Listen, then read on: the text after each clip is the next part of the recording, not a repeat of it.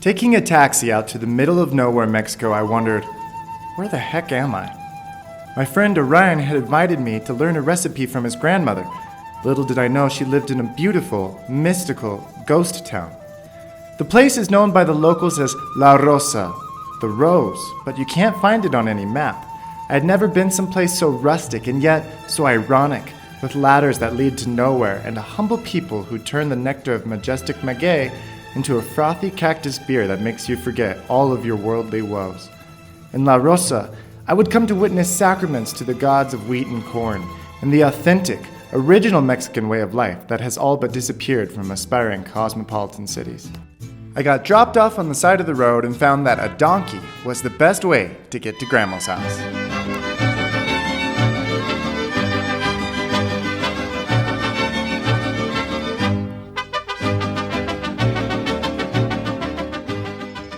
The people of this village in the hills of southern Mexico spend most of their time growing and preparing their food. My friend's grandfather has lived on this farm for 80 years and knows everything imaginable about living off the land. He showed me his cornfields and explained to me that winter was the dry season. Summer would bring rains to turn everything green again. ¿Ya está listo? Sí, para sacar la moto. Ya lleva 6 meses. Wow, increíble.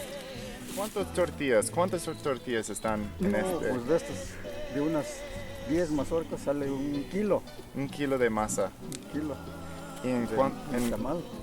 cuántas tortillas están en 1 kilo de masa? Pues sí salen como unas 20. Ok. Entonces, eso tal vez es 2 tortillas. Tenemos aquí. Beginnings of modern-day corn were a wild grass that eventually yielded a plant known as teosinte. Teosinte is now extinct, but even if it weren't, you probably wouldn't recognize it as having anything to do with corn as we know it today. The kernels were small and much farther apart. Not until 1500 BC was corn fully domesticated to produce a large, hard kernel that could be stored for long periods to support sedentary populations. The great civilizations of Mesoamerica, the Maya, the Aztec, Toltec, Mixtec, Olmec, and others, could not have existed without corn. It formed the basis of their diet and was their most revered crop. According to the Maya, the gods mixed their own blood with corn flour to create humankind, and thus the Maya were children of the corn. They called their babies maize blossoms, and young girls wore tender green ears. A warrior in his prime was known as Lord Corncob. Now I'll shut up for a second so you can hear what Mexico used to sound like.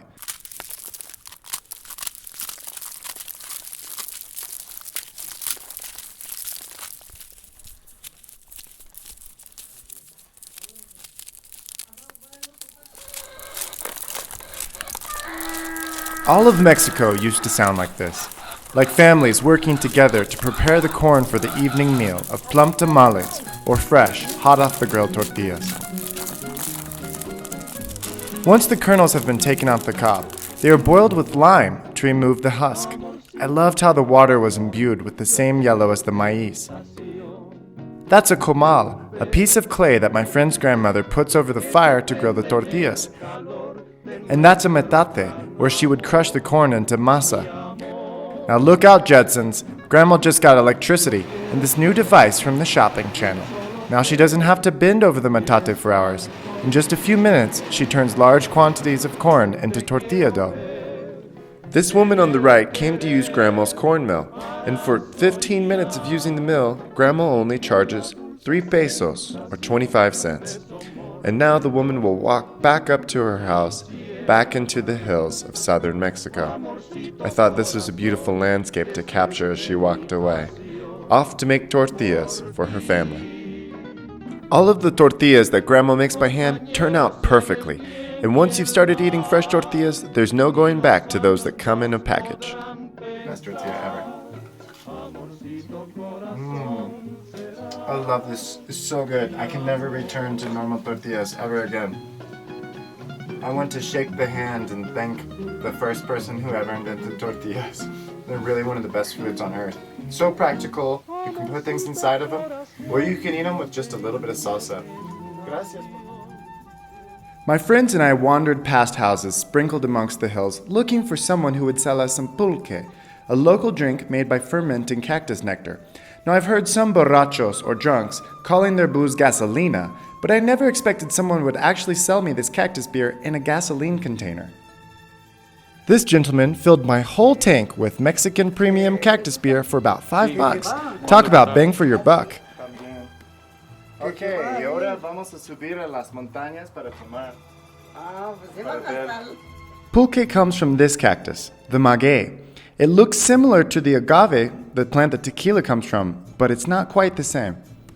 Watch out, folks. Pulque sneaks up on you and leaves you pretty drunk. What I didn't know when I bought the stuff was that pulque has about twice the alcohol content of beer and makes you projectile vomit after a few glasses. Of course, I won't be showing you that footage. We met some locals, offered them a cup, and shared funny stories in the hot afternoon sun.